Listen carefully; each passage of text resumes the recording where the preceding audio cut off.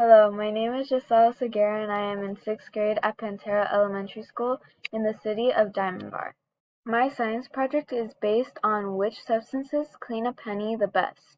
My hypothesis to this project is that vinegar will clean a penny the best and toothpaste will do the worst. For my procedure, on the first day I got my jar of coins to pick out 4 pennies that each weigh 0.09 ounces. On the next day I started my project at 8:30 p.m. I gathered all my materials together.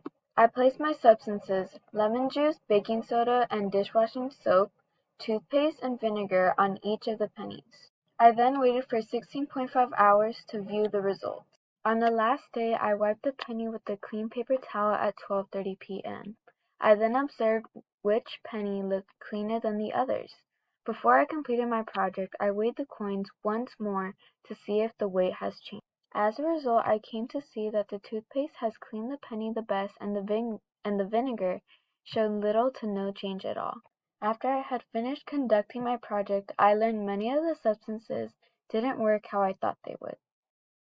My hypothesis was incorrect. As I had stated, vinegar would be the best solution to cleaning pennies, though it actually was the toothpaste.